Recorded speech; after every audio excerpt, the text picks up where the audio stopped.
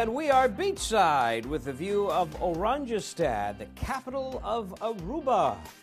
This is a beach in the island's largest city, which is Dutch, by the way, for Orange Town. In fact, I bet you did not know that Dutch and Papiamentu are the official languages of Aruba. Papiamentu is a Spanish Creole-based language. Of course, English and Spanish also spoken widely on the island. And it's known also as the Windy Island because of the unobstructed trade winds from the Eastern Caribbean. The wind blows year-round in Aruba, making it a windsurfer's paradise. And you can certainly see those palm leaves starting to blow about. Lots of people underneath the cabanas, and there's a couple enjoying a beautiful walk along the beach. Well, good for you. It's 30 degrees in Aruba right now under mainly sunny skies. You know, I actually did a radio show in Aruba many years ago when I first started my career. Anybody remember the comic Sinbad?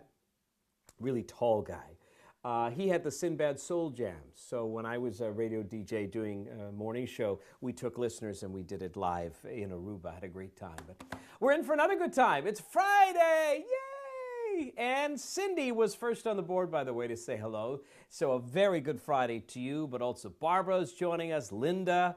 Lori is saying happy sunny, everyone, from sunny Stainer. It is beautifully bright outside. Wendy's joining us, Miranda, also Lori and Jack. Moraga saying good afternoon, everyone, a beautiful day. Kathy's saying good Friday afternoon, everyone. Also Janet joining us from Port Hope. Nice and warm. You know, it's not bad. I mean, I still could use a couple of more degrees if I could be greedy, if you indulge me, but I'll take it. And we'll have your full forecast. In fact, we got a jam-packed show for you today as we start up Friday together, and I hope you're enjoying your lunch hour or just thereafter, and I'm glad you decided to spend some time with me. Coming up on the show today, I'm going to introduce you to a trio who are going to be paddleboarding across all of the Great Lakes. Real cool story. We will have your full weekend forecast, a brand new AKQ.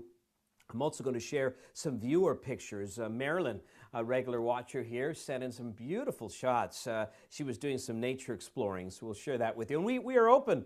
You know, if you have pictures you want to share with our community, our here and there community, always welcome to that. And we're also going to play around a food, fact, or fiction. And we're going to start off this show. This is episode 54. Of Here and There. We're going to start off celebrating a special day. It is International Zipper Day today. Yes, I know. What? Zipper Day? What? Well, it is kind of a neat story. It honors, of course, you know, that little fastener or clasp locker, as it was officially known as many, many years ago. And, you know, the exact origination of the concept still in some circles up for a debate. The patent is on record going back to 1851, but it's generally considered, you know, a given that Gideon Sundback, with the D in there, Sundback, Gideon Sundback, a Swedish electrical engineer, is really credited with not only, you know, perfecting the concept of a zipper, but perhaps more importantly, creating the machine that will help make them, because it is quite, you know, integrated. If you think, it's a locking mechanism, right? You know, it's like gears that are rolling in together. Let me show you a picture of what he looked like. And also, you know, you'll see the zipper there. I mean, this is a concept that he said, we can make this better. But his machine, it was known as the S1 machine, used preformed wire rather than metal strips, which cut the production costs in half. And that's where everybody goes, whoo, hallelujah. So that set the standard for the fastener manufacturing for decades to come. And there's a Canadian connection here, because his zipper production plant was, in fact, in St. Catharines, Ontario, where he was the president of the Lightning Fastener Company, and that building was located at 50 Niagara Street. If we have some viewers in and around that area, maybe you're familiar with it. I'm sure there's some historical marking acknowledging that. But yeah, we can thank Gideon Sundback. And today, if you've ever looked at your fly, or, you know, maybe on the back of your dress, your pants, whatever, typically nowadays, there's this little insignia of YKK on the bottom of the zipper. And that is the company which is now the global leader, and they're the Japanese company, and it stands for the founder. I only can pronounce his first name, Yoshida, and then I believe it's Kogyo, and I won't even try to pronounce the last name. But it's, you know, YKK. He was the founder of the company. And they create, listen to this, almost 2 million kilometers of zippers every year. So that's enough to unzip around the planet 50 times. They do that every year. So we use zippers a lot, and we don't really think much of it, do we? But that's what sets me up for the AKQ on this Friday afternoon is, what other simple inventions do we take for granted? I mean, there are many of them. I'm not talking great, brilliant things, just simple things that, make our life easier, and we don't really give it a second thought. And I was talking with the kids and my wife yesterday. There are so many different things, but something as simple as soup, I mean, think about it. You need some old chicken bones, maybe a carrot, and 8 cups of water, and you're feeding a family. Who invented soup, right? Just something really simple that makes a big difference. A toothpick, right? Just a piece of wood. Yeah, we could use a whole bunch of other different things, but that's so designed for it. Simple things, that's the question I'm asking you on the AKQ, the Anwar Night Query, where I have this question and I'm hoping you help me with some answers. Let's go back, in fact, to you. By the way, Janet's saying hello from Port Hope, saying it's nice and warm, another Friday. The weeks are passing so quickly, says Shar. Also, Lonnie is saying good afternoon. I'm late, but at least you're here. Doo-dah, good to have you. And Andrea says zippity doo-dah. And Alan said, who knew? Lonnie says, great inventions, but they definitely don't make them like they used to. Now, you're talking about the zipper. You're probably right about that. Although some say that the YKK is sort of the industry standard, but I hear what you're saying. I mean, we've got 2 young kids, and, the zippers are breaking, honestly, 3-4 times a year. Sometimes we may spend $100 on a light jacket and thinking this is going to last him for 3 years, and then within 6 weeks, the zipper starts to crap out. Janet says clothespins. Yes, you're right. That would be a good one. Kathy says, I always say it's the simplest ideas that are the best. I think you're probably right. Some say, if you look at cars today, all those little gadgets, all those little sensors, just more that breaks down. Just give me the little odometer with the little needle and I'm okay, and maybe one red light that says I'm low on fuel, right? So I think some would agree with you. Cheryl is joining us saying hello from Haley. And Andrea says Velcro, the hook and loop, right? The hook and loop. Velcro is the actual brand name, but I would agree. I use that quite a bit. In fact, in the stuff that we do, to tether the cables together, sometimes to put stuff up, I would agree. Oh, Janice is the microwave splatter screen. Thank God she has. Yeah, that's true, isn't it? Microwaves are a pain to clean. I'm with you. Alan adds Velcro as well. And Barbara says Post-it notes. That's interesting. Kathy adds good afternoon. A can opener to open that can of soup. Yes. And that's another simple invention, although I'm sure it took some time to actually figure out the mechanics, how we're going to get this to work. Debbie says, happy Aloha Friday from Erin Mills. So good to have you, Debbie. Marilyn says, nail clippers. I just wish that people wouldn't use them in public, right? That's what I'm saying. Just don't be doing it on the subway or don't do it on the beach. I've seen that so many times. I don't want your toe clips in my kid's sandcastle. Don't do it. Andrew says manual choke was better than fuel injection. Well, some may argue that, but I'll give it to you. Catherine says the belt and buckle. Yes, indeed. And Kathy adds, I have no frills car, a 1990 Honda Civic. It's still running, and I love that little car. Well, there you go. Oh, Alan says leaf guards. Yes, absolutely. Marilyn says cat litter. Man, I had a cat for years and years and years. I wish she would use the litter box the way she was supposed to. Most of the time, yes. Sometimes, But we'll continue to connect with you. Jack adds in a hard-boiled egg slicer, so very cool. All right, so let's move on a little bit here. We mentioned about some of the simple pleasures, little inventions, whether it's toothpicks, can openers, or toilet paper is another one. This is interesting. When's the last time you went to a hotel or a motel? It's probably been a little while because of the pandemic. But when you go there and you get those little bars of soap, those mini bars of soap, right? And it is hands down the most used item when it comes to a hotel or motel stay. I mean, there are many things that will be used, but the soap, usually the first thing you do when you come in, because you were traveling, on an airplane, whatever it happens to be, you want to wash up. So you open up, peel off the wrapper. But the thing is, because they're changing them, right, every day, whether you stay one night or 14 nights, every day for the most part you get a new one. What happens to the leftover bars of soap? Think about that. What happens to it? Thrown out? Yes, but also being recycled. Now, before you go, this is a great story, and it started from this guy. He was an electronics tech salesman. He traveled quite a bit, about 160 days out of the year, so he had a lot of hotel and motel stays. And it hit him one day. He's like looking at this little mini bar of soap, and he asked the concierge, he said, "What do you guys do with these leftover bars?" And the concierge said, "Well, we throw them out, of course." So he thought about that, and he thought, man, that's a real waste. So what he ended up doing next is starting up a nonprofit organization called Clean the World. So take a look at this video. It's a great story. Watch. So it's estimated there are literally millions and millions of used mini soap bars that are discarded every single day. You mean, think how many hotels there are out there. So this company now works with over 8,000 hotels, and the soaps are picked up by the company, and it ends up at this shop, if you will, or facility. It goes into a giant refining machine which filters out, yes, the hair, the dirt, and other debris, and then it churns out soap noodles. That then goes into a mixer. It's sterilized with bleach. It's remade into a powdery substance and then compressed into long, solid blocks, cut into new soap bars. It's stamped and it's packed into boxes, and this new soap is sent to countries in need.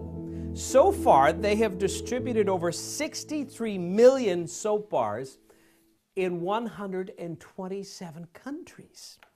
They say, according to their metrics, that it has helped lead to a 60% reduction in the number of children who die from diarrhea diseases simply because they're able to wash their hands with a bar of soap. Is that not the coolest thing? They've diverted also 23 million pounds of plastic and soap waste from landfills because it's all being repurposed. And the thing is, the update on this, because this started several years ago, the pandemic obviously slowed down the supply. People were not going, they weren't traveling, they weren't staying at a hotel. And now that things are starting to open up, some of the hotel chains have sort of switched over to, hand pumps on the wall. You hit the little box, even in the rooms. So there has been a bit of a shortage in that regard. So they've started an additional campaign where people can actually, get these wash kits and fill it with unused soap and then send it back to them, and they'll go through the process. But I just thought, what an amazing idea, and it's something, again, circling back to something so simple as a 2-inch bar of soap. And Hilton has joined with these guys, the Disney chains, just a few of the hotels that are part of it. And I just think that, sometimes you have to think outside of the box and the difference that you can make. So, as Kathy says, a simple idea making such a big impact. And I agree. You don't think about, when you stay at a hotel and the blessings that we all have, you get that bar of soap. And listen, you're allowed to take them, by the way. Hotels have no problem. Apparently, they've even said that. There's an expectation that you're going to put the unused soap and shampoo inside your bag because they put it in the bill anyway. So you can take that. But, you don't think about there are millions of people around the world that don't have, let alone access to clean water. They don't have something to clean themselves. No bar of soap that acts as a lubricant to get the germs and the bacteria off. So Jack says, what a wonderful idea. It gives new meaning to recycling. Kathy says, great use, very cool. And Narita says, good what they do with used soap. It's also, good for not to waste it. And Wendy says, recycling little bars of soap is amazing. I'm so glad to hear it. I always bring my little bars home so they aren't wasted. Yeah, and as I said, I don't think you're alone with that. But CE Snowflake says, how can we find out which hotels are using this? Well, there are many. You could go to the website. I'm just going to get that title again. Clean the World. And I think it's .org, and they may have the partnerships on there. But at the end of the day, even just go to the website. Maybe you just want to help them. There's other ways you can do it, whether you want to financially donate. I would think many hotels will continue to gravitate to using this because in the end, it helps them. It reduces their costs because that's the weight that they don't have to pay for in terms of garbage, right? So, there will be many that'll be doing it. So, Linda says, I love this. And Mine is joining us from Cookstown. Good to have you, Mine. Appreciate that. Now, we're going to get to the forecast in a moment, and we're going to play Food Fact or Fiction. But before we do that, I wanted to share some pictures with you. I mentioned this off the top. Marilyn is a regular watcher, faithful viewer here, and she sent these in while she was exploring the Red Bay area on Lake Huron, and she got some great nature shots. So I wanted to pull the first one up, and if you're a bird lover, you'll be able to identify that it's an egret. And then on the right is the red painted turtles. Beautiful, beautiful creatures, both of them, in fact. And, you know, spring is an amazing time of the year to capture the sights and sounds of the many, many bird species in the region. The other one she got is the osprey. And I haven't seen an osprey in a very long time, certainly not this close. And, you know, 99% of their diet is fish. They have this real canny ability to be able to close their nose that enables them to dive more than 3 feet into water to catch the fish that they eat. So very cool, beautiful pictures. We appreciate that, Marilyn. Thank you for sharing those with us. And we look forward to doing this again throughout the series. If you have some neat pictures you want to share of nature in particular, I'd love to do that. All right, let's get to your forecast. Maybe you're thinking, yeah, I want to get out this weekend, you know, do some bird peeping with the binocs. The weather is brought to you by the Big Blue Marble Podcast. Listen in as I feature undeniable stories of our changing planet and the amazing people that are trying to save it. It's available now in your favorite podcast player. There are new episodes that are available. You can also access it at bigbluemarble.earth and also on my website at www.anwarnight.com. So from there, we're going to get to our national map. Now, there's a couple of things going on. We're tracking this Colorado low that's going to have a huge impact into the central U.S., likely tennis ball-sized hail, maybe some intense twister action. We're seeing some of the areas they've highlighted, the yellow. But this energy is also migrating northward, so the eastern prairies is going to get a lot of rain, and this is the last thing they need. They're already fighting, you know, spring flood waters across many parts of southern Manitoba. They could see 50 millimeters, 2 inches of rain. Now, this system will slowly start to track eastward. We have a ridge of high pressure in place that's locking in the sunshine today and tomorrow, but we're going to see some cloud cover and eventually some of that rain move in. So let's break this down for you. We'll start for the Toronto area, mainly sunny for today. 13 degrees, maybe even 14. It's warming up very nicely, currently 10 at Pearson right now. The UV will be 6 or high, wind will be light, mainly clear down to 2 degrees. Now that's still below seasonal, but you know, the last couple of nights we've had frost advisories, right? You know, -2 with wind chills of -6. In fact, if I remember correctly, Thursday morning or Wednesday morning, London had a wind chill of -9. So 2 degrees is okay. Rest of southern Ontario, mainly sunny, highs of 12 to 14 degrees.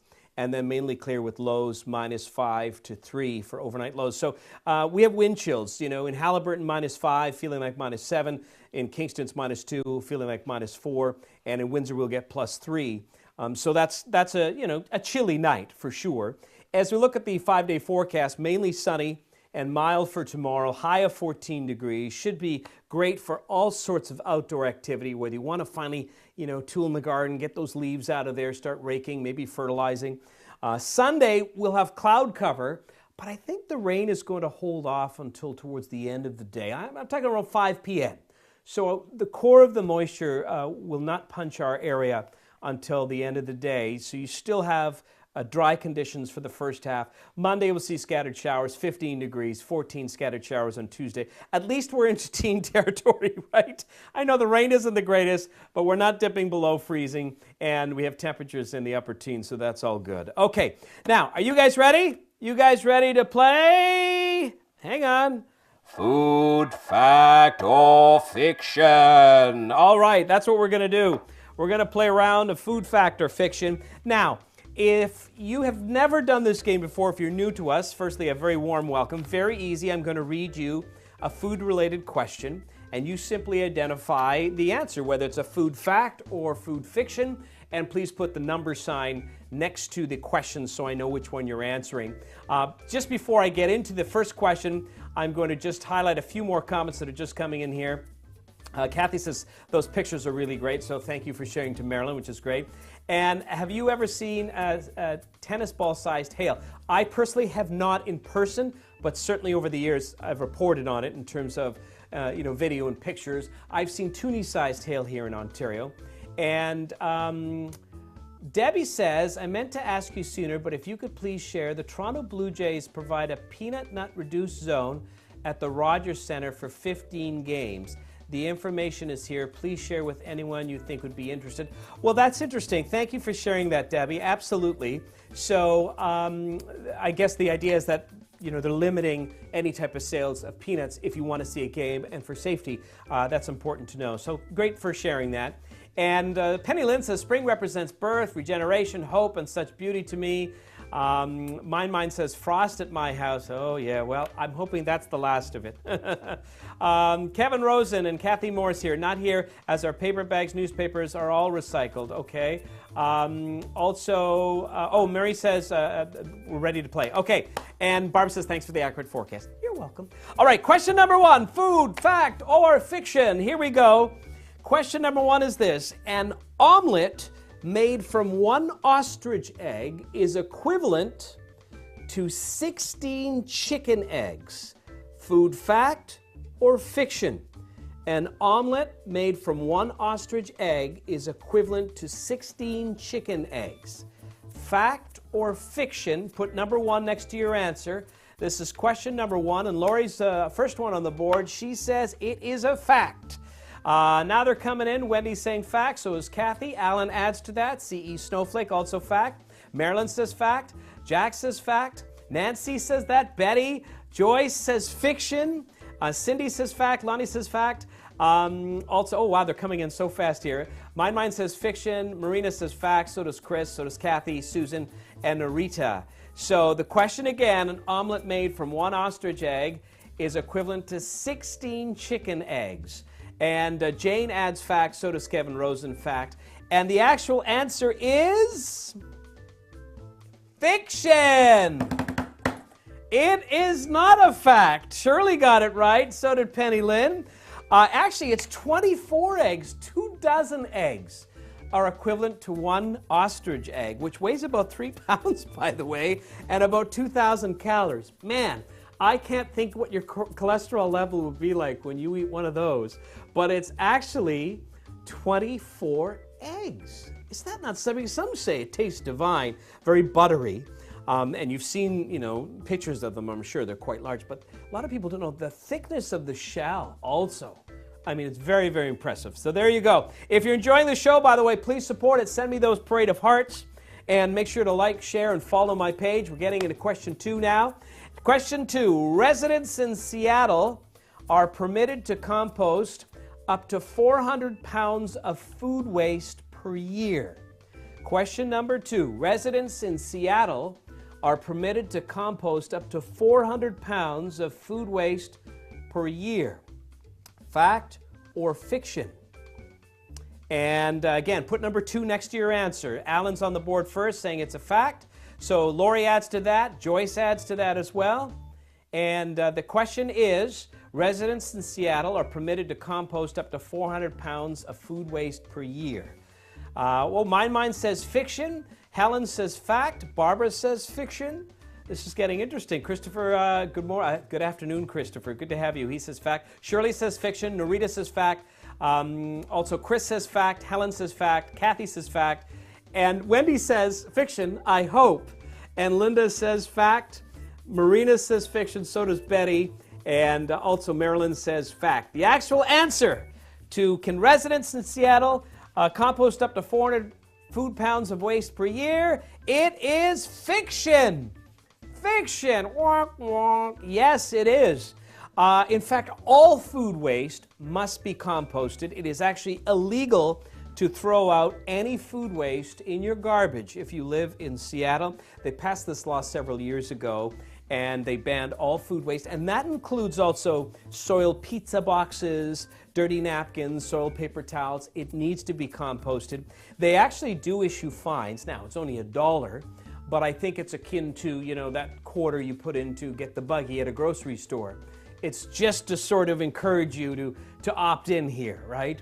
Whereas if you're a business, you can be fined considerably more. But Yes, it is fiction. And you know, Seattle isn't the only city. Vancouver has adopted that. Portland, San Francisco, New York City, they all have new food waste laws. And I think it's smart. I think everybody needs to do their part, and you need to compost. You can't just put it in the bin. You know, I remember years ago, I was broadcasting live at the municipality recycling plant here out in the West End. And we went into the green bin, whatever you want to call it, warehouse where the trucks dump it. And I'll tell you, I've never seen so much disgusting things in my life. I remember, I can see it right now. I'm talking like, you know, a 50-pound piece of meat. You know, it looked like just one big slab from a cow just rolled out of a truck and was put onto the pile there. I don't know who's dumping that. Very gross. And of course, the smell and your clothes would stink. But, you know, kudos to people that, you know, have to work and resolve all that. And they turn it into eventually, you know, what they call black gold, and that, you know, compost and soil, right? They make some beautiful compost for it. We have some additions here. First of all, Marilyn says, yay for Vancouver for having that. Jen says, not guessing well today. Nancy says, good way to encourage. Mississauga should have food waste laws. I agree. I think it should be across the board. And Murray says, who's going to weigh it? Well, you know, that's just the thing. There is no weight thing. You have to just do it. It's not about the 400 pounds. They are not allowed to throw any food waste in the regular garbage. If they're caught, they will be fined. Also, Narita says no luck. Okay, so you're 2 for 2 of not getting it. Let's go to question 3. Here, this is a fun one. Question number 3. The royal chef at Buckingham Palace grows award-winning garlic. Food fact or fiction? Remember, put number 3 next to your answer. The royal chef at Buckingham Palace grows award-winning garlic. Food fact or fiction? And we're waiting for your answers here. C.E. Snowflake says it is a fact. Debbie says true. Lori says fact. So does Lois. Wendy. Alan says fiction. Nicole says fact. Susan says fiction. Shirley says fact. So does Mine. Helen says fact. Fiction for Jack. Penny Lynn says, oh, you didn't answer. You said number 2, Penny Lynn. I didn't get your answer. Also, Jeanette says fact. Marina says faction. Now, is that like a typo, or you're sort of going right down the middle? It's a faction, is what it is. Jane says fact. Marilyn says fact. Maybe. It sounds like something they would do. Nicole says, now I'm second-guessing myself. Would royals want garlic breath? Well, the actual answer is fiction, and that is absolutely correct, Nicole. In fact, the Queen forbids garlic at Buckingham Palace. Not allowed inside my castle. No, not allowed. And also onions, although onions do have some giveaway, you know, allowance, but not raw. It has to be cooked, so it's a little more, you know, sedated. Yet the Queen does not allow garlic. In fact, I was intrigued to find out, as a member of the royal family, you also are forbidden of eating shellfish, potatoes, or pasta in public. Can't do that. Don't want any pictures, you know, Prince Harry with sauce all over his face as he's curling up spaghetti. Murray says, I agree, just do it. Kevin says, pity. And Nancy says, I finally got one right. I was you know, kind of intrigued by that, because you can imagine they have quite a staff, right, cooking for the Queen. But garlic is a no-no. So good for those who got it right. And Kathy says, garlic is so good for you. In fact, some say it is one of the most, you know, nutritious, benefiting for human health thing on the planet. You're absolutely right. And Marilyn says, wonk, right. I should have known that. I've read that a number of times. So there you go. Nancy got one right. Anyway, let's go to number 4. Last question here. Question 4, playing food fact or fiction. You're watching Here and There. I'm Anwar Knight. It's a pleasure to have your company. A single McDonald's hamburger patty can contain the meat of more than 100 different cows. Food fact or fiction? A single McDonald's hamburger patty can contain the meat of more than 100 different cows. Is it a food fact or food fiction? Remember to put number 4 next to your answer, so I know which one you're responding to. That is our final question. Who's first on the board? A single McDonald's hamburger patty, and no Googling, no cheating, can contain the meat of more than 100 different cows. Alan says it is a fact. Alan's the first one on the board. Debbie says fiction. And Lois says fact with a question mark. And Murray says, I only read fiction. That's a fact. Good for you. Shirley says fiction. Jack says fiction. Mine says, ew, fact. Catherine says fiction. Narita says fact. Kathy says, Kathy Murray, that is, says fiction. And Christopher says, no matter the answer, that's just gross. Fact. Kathy adds, if it's fact, I'm glad I don't eat at McDonald's. Yeah, that's the question. A single McDonald's hamburger patty can contain the meat of more than 100 different cows. Fact or fiction? We'll take last-minute response here. Last call. Here we go. And the answer is, drum roll, please. It is a fact. Dun, da, da, da. Ah, yes. Apparently, the practice is quite common across the food industry. McDonald's Canada said they source over 80% of supply from Canadian sources on average, but do supplement with imported beef from pre-approved McDonald's suppliers. So, you in theory could be eating a Big Mac with a piece of beef that came from Spain. I don't know where they're getting this from. Yeah, just another amazing story, that you may have around the dinner table today, just to think about it. I mean, I guess, the reality is there's only so much they can get, right, in terms of how many they're serving. But I read also even places like Costco when it comes to ground beef, it's not from one source. So it is what it is. Now, I hope no lawyers are challenging me. I'm just going on what I read and what I tried, to do my diligence and verify. I did look at the McDonald's website. I don't want this to become an Oprah lawsuit, with the cattle industry. Jack says, yuck, but I still like my quarter pounder. Yes, I used to love quarter pounders, that's for sure. All right, listen, before we wrap up, I want to share one more story with you. Have you ever been on a paddle board? It looks like a surfboard, sort of. You stand on it and you basically sort of, paddle your way. It's not designed for waves. There are 3 guys who are planning to paddle across Lake Ontario, and it's to raise funds to help and protect the Great Lakes. You got to see this video. It's a great story. Take a look. So this, in fact, has been a 7-year journey, and the idea is to cross all of the Great Lakes. There's Jeff Guy, Joe Lorenz, and Quinn Morris. Several years ago, they started this mission. They've already crossed successfully Lake Michigan, Lake Huron, Lake Superior, and Lake Erie. And come this June, Lake Ontario will be the final venture. And they founded a nonprofit called Stand Up for the Great Lakes. And so far, they've raised more than $80,000 that support various Great Lakes charities. Now, there are a list of threats impacting these vital freshwater lakes. There's fertilizer runoff that has been a contributing factor for algae blooms. This is Lake Erie. And it's toxic to people and pets. But what happens at the end of the summer, it dies off, sinks to the bottom, and just sucks up all the oxygen and kills the fish. Now, what's interesting about this, these guys paddle continuously day and night. They take breaks, but it's on the paddleboard. So they eat, they rest, they go to the bathroom, you name it. It's all off the board. And it takes them anywhere from 20 to 28 hours, pending the size of the lake. They think Lake Ontario will be a 24-hour venture, and that's a 100K round trip. So Toronto to Niagara-on-the-Lake and back.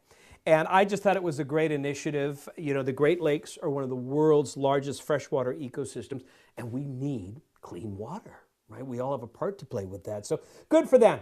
Anyway, listen, that's episode 54, my friends. Look at that. Done! It's already in the vault. I want to thank you for joining me today. I had a lot of fun. We have so many people joining in, playing the game. And if you like what we're doing, please support it. Send me those hearts, please, and make sure that you also like and follow the page. If you're not following it, share it. Tell your friends about it. And if you're watching us live on YouTube, hey, thanks so much for that as well. Please like and subscribe as we continue to grow that channel. Thank you so much for your company, my friends. I look forward to seeing you again next week. Where will I be? Well, as they say, here and there. Stay safe, be well. Have a great weekend, everybody. Bye-bye.